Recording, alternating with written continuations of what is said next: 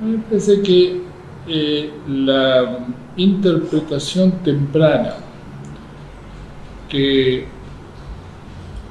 el colectivo de básicamente madres, abuelas, familiares construyeron en resistencia a la dictadura y en virtud de la desaparición como principal método que se expresaba, fue llamarlos genocidas. Y evidentemente la evolución de los análisis de los hechos fueron demostrando la certeza que tenían precisamente al definirlos como genocidas, porque lo que estaba ocurriendo era un genocidio. Y era un genocidio incluso en los términos de la propia definición que tiene la Convención Internacional contra el Genocidio, en la cual, si bien se omitió en su momento de aprobación el carácter de eliminación de grupos políticos y se los sustituyó por grupos nacionales, por una disputa política internacional de este-oeste, lo cierto es que en el conjunto de los hechos dramáticos de la humanidad de la segunda mitad del siglo XX, la Argentina fue cruzada por un genocidio.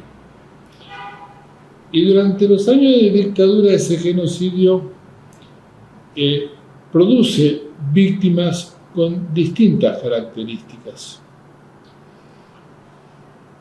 Tal vez por la gravedad, por la profundidad, por lo complejo, por lo doloroso, sin duda las figuras que surgen del secuestro, la tortura, la desaparición forzada y la desaparición forzada indeterminada, representa el dato más relevante de ese periodo, de esa memoria y de los juzgamientos.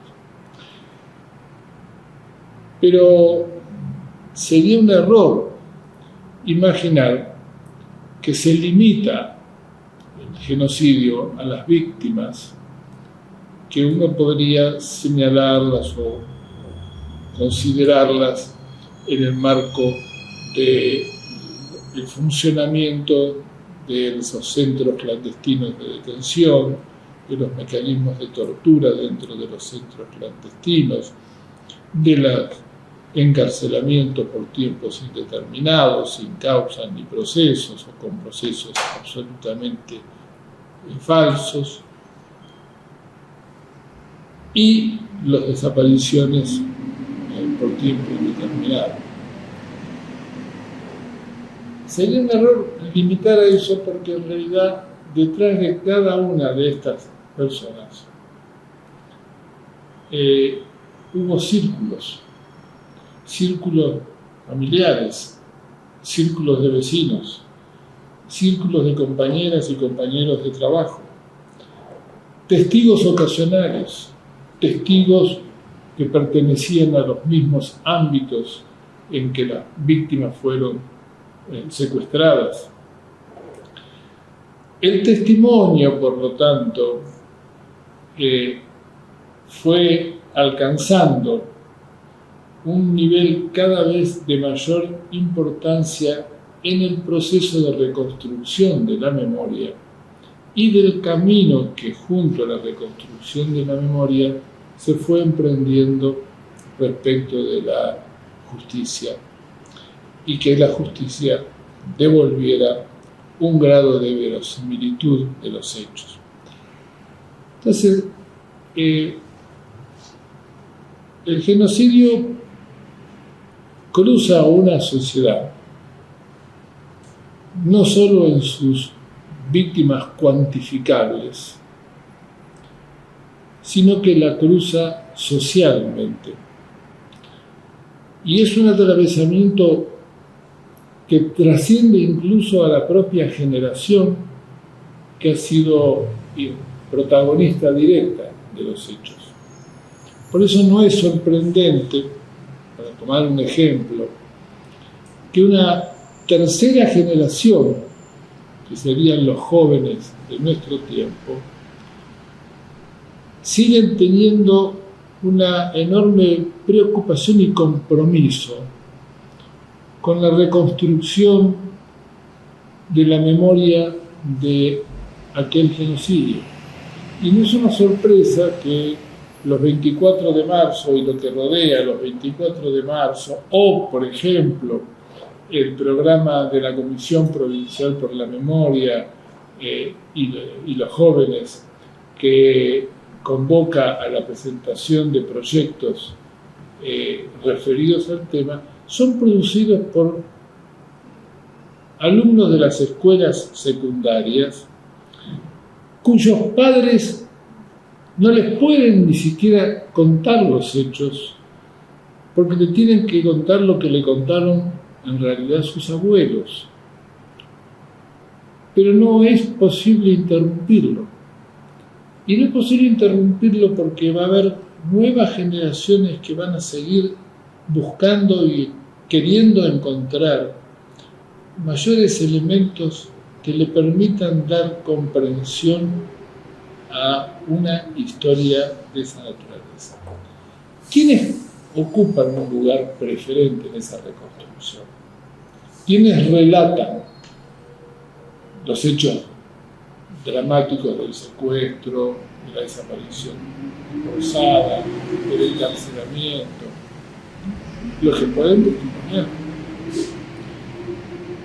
¿Y quiénes son los que acceden al testimonio? Sobrevivientes, por un lado, familiares de desaparecidos, familiares de presos políticos, expresos políticos, pero también acceden como testigos compañeros de trabajo de víctimas que fueron llevadas de sus ámbitos comunes de convivencia. También acceden como testigos vecinos y vecinas que fueron sorprendidos por un hecho imposible de imaginar hasta poderlo reconocer como realidad, que es el secuestro. ¿Qué persona puede borrar de su memoria el haber presenciado el secuestro de una persona, de dos personas, de tres personas, de sus vecinos, con quienes convivía, y que tuvo que guardar algunos silencio desde aquel momento porque sentían que el genocidio también los alcanzaba a ellos? Es decir, que el riesgo de su vida era el solo hecho de ser testigo.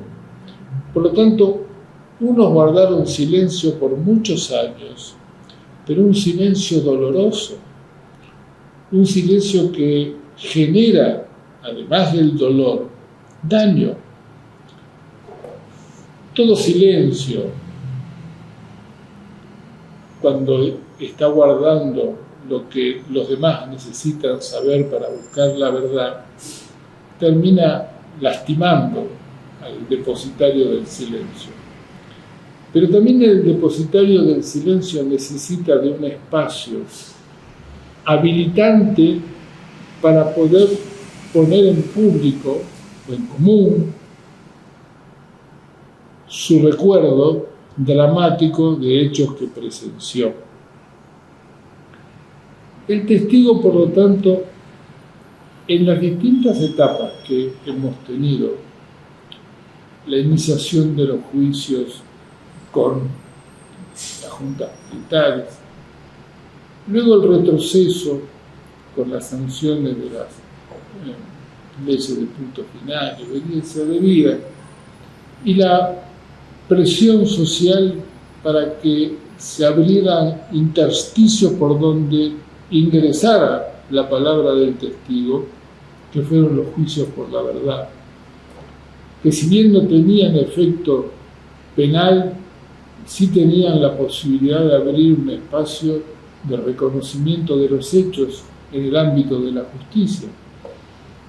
Y la resistencia social durante 20 años hizo que hacia el 2005-2006 se pusiera en marcha otra vez y se reanudaran los juicios.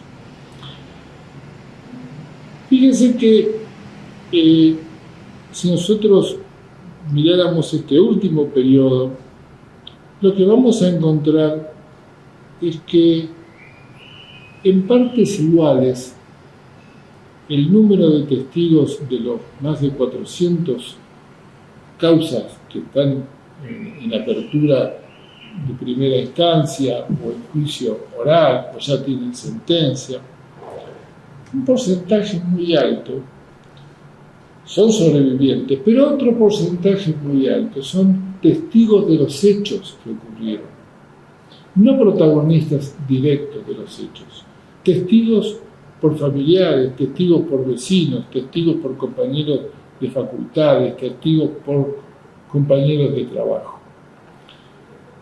Esos testimonios son la reconstrucción ahora en términos de justicia penal, son los que están permitiendo la construcción de las pruebas, son los que permiten finalmente que los tribunales con mayor o menor vocación por llevar adelante los juicios, pero finalmente no pudiendo dejar de hacerlos, y los juicios finalmente con condenas que pueden resultar a veces insuficientes para la mirada de quienes aspiramos a una acción de mayor compromiso, o pueden resultar adecuadas, independientemente de la valoración que se haga de la sentencia. Lo cierto es que los juicios son una explosión del testigo, su verdad y la construcción de las pruebas. No existiría posibilidad de sentencia sin reconstrucción de pruebas, y no existiría reconstrucción de pruebas sin testigos que se atrevieron a ser parte de esa reconstrucción en el proceso judicial. Pero claro que esto también trajo la preocupación de cómo al testigo se lo acompañaba, no solamente en el proceso judicial, sino también en la posibilidad de desencapsular el conocimiento de los hechos que guardó durante 20, 25, 30, casi 40 años. Y que llegado un momento diferente de la evolución de su vida, los hechos ocurrieron cuando el testigo era joven y hoy es el que cuida a veces a su nieto, el que es el mismo, pero hoy tiene que ir con esa evolución de la vida, tiene que ir a dar cuenta de lo que guardó internamente o compartió en círculos muy reducidos de lo que vivió cuando era muy joven. Evidentemente que acompañar ese proceso de desencapsular y que el proceso de desencapsular no sea una revictimización para el testigo, no represente una instancia traumática, sino que sea reparadora, sea liberadora, sea de apropiarse de ese testimonio, de ese conocimiento, apropiarse para compartirlo socialmente en la virtuosa condición de estar contribuyendo a la realización efectiva de justicia. Y entonces está pensando también en su nieto, está pensando en la importancia que tiene que su nieto recoja de su abuelo o abuela un testimonio que le está indicando que no alcanza con que exista un recuerdo, de hechos dramáticos. También se necesitan incluirse en los canales que permiten que esos hechos guardados en la memoria tengan un destino de justicia. Por eso me parece que la posibilidad de organizar los programas de acompañamiento a los testigos han sido tal vez, y sobre todo cuando se han hecho con muchísima prudencia, cuando no se expone innecesariamente al testigo a situaciones que no comparte, sino que los caminos que se construyen de acompañamiento están basados en relaciones sumamente respetuosas de la voluntad del testigo, y poder incluirse ese acompañamiento en el círculo que el testigo o la testigo necesita para consolidar su lugar testimonial, sea el círculo familiar. Muchísimos testigos que nosotros acompañamos nos han pedido, pero es muy frecuente lo que estoy diciendo, nos han pedido algo básico.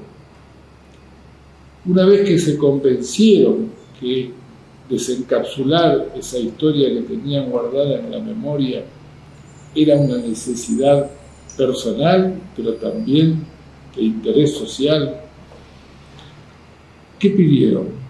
Que los acompañemos en el revelamiento de esa memoria en el círculo familiar. Que nos podamos sentar en una mesa familiar que incluye, como es suponer, las distintas generaciones que transcurrieron estos 40 años. Sus hijos mayores, sus nietos más chicos. Y entonces han pedido y nos piden con frecuencia que necesitan contarlo, compartirlo, antes de ir al juicio. ¿Por qué? Porque sienten que da un gran peso, y que el silencio, o dicho de otro modo, el no haberlo compartido con la familia, e ir ahora a compartirlo social y judicialmente, era un modo de no haber confiado suficientemente en su familia. Y por lo tanto necesitan que la familia sea parte. Y múltiples situaciones han permitido que las familias reconocieran que aquel padre o esa madre o ese abuelo en realidad tenía una historia que es dolorosa y al mismo tiempo es de dignidad. Y el valor de la dignidad es el punto de partida de un proceso reparatorio. Así como no hay ciudadanía sin reconocimiento de la dignidad, no hay un proceso reparatorio si no se reconoce la dignidad de la persona. Entonces el acompañamiento, que tiene componentes profesionalmente requeridos por ese mecanismo, componentes psicológicos, componentes psicosociales, pero que no parten de un principio de psicologizar ese vínculo. De lo que se parte del principio del acercamiento, del acompañamiento y de la posibilidad de que el testigo encuentre en ese camino que va recorriendo y que va a tener un punto clave en su testimonio judicial, encuentre escalas en ese camino muy liberadoras. Y dentro de esas escalas está el compartir la memoria que guarda de los hechos de los cuales fue presencial o partícipe directo y sobreviviente de los hechos. Entonces, me parece que acá hay que darle a este sector de testigos un valor muy especial, un reconocimiento muy especial. Primero porque, como lo dije hace un momento, no existirían sentencias sin construcción de pruebas y no se pueden construir pruebas sin testimonios, porque no hay documentos. El genocida lo que hizo fue eliminar todo aquello que pudiera ser prueba. Lo que no pudo eliminar fue a millones de testigos.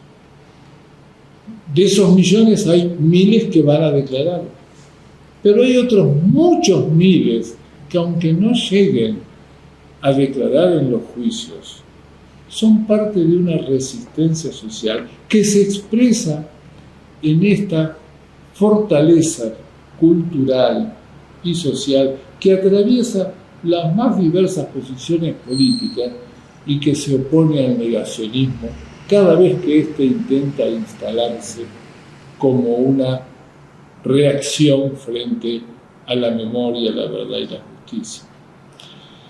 Entonces me parece que es muy importante